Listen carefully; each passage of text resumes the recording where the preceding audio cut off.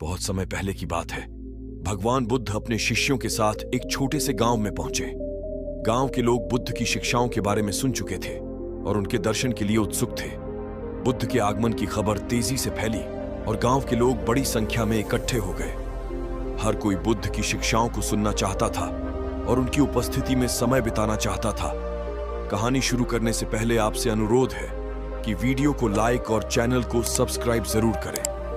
तो चलिए शुरू करते हैं। वहां एक व्यक्ति था जिसका नाम था संजय। संजय गांव का सबसे अमीर और प्रभावशाली व्यक्ति था, लेकिन उसका स्वभाव अत्यंत क्रोधी और अहंकारी था। उसे इस बात की जानकारी थी कि गांव के लोग बुद्ध के आगमन से बहुत खुश हैं और उनकी शिक्षाओं को सुनने के लिए उत्सुक हैं। लेकिन संजय को इस बात से जलन हो रही थी कि बुद्ध के प्रति लोग इतना सम्मान क्यों दिखा रहे हैं। संजय ने निश्चय किया कि वह बुद्ध को अपमानित करेगा और उनके सामने उनकी शिक्षाओं की निंदा करेगा।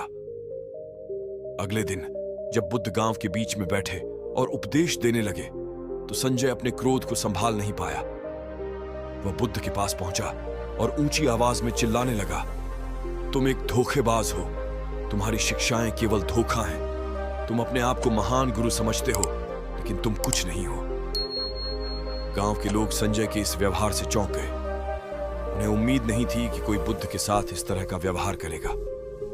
सभी लोग मौन होकर बुद्ध की प्रतिक्रिया देखने लगे। बुद्ध ने शांति और धैर्य के साथ संजय की ओर देखा। उन्होंने गहरे और स्नेहपूर्ण स्वर में कहा, भाई, अगर कोई व्यक्ति तुम्हें एक उपहार देता है और तुम उसे स्वीकार नहीं करते तो वह उपहार किसके पास रहेगा? संजय ने गुस्से में लेकिन कुछ उलझन में जवाब दिया, वह उपहार उसी के पास रहेगा जिसने उसे देने की कोशिश की है। बुद्ध ने मुस्कुराते हुए कहा, बिल्कुल सही। इसी प्रकार अगर मैं तुम्हारे क्रोध और अपमान को स्वीकार नहीं करता तो वह तुम्हारे पास ही रहेगा। संजय के लिए यह उत्तर अप्रत्याशित था। उसने सोचा था कि बुद्ध उससे क्रोधित होंगे या उसे डांटेंगे, लेकिन बुद्ध ने उसे अपनी शांति और धैर्य के साथ सिखाया कि क्रोध और अपमान का प्रभाव तभी पड़ता है जब हम उसे अपने भीतर प्रवेश करने देते हैं। बुद्ध की इस प्रतिक्रिया ने संजय को गहरे सोच में डाल दिया।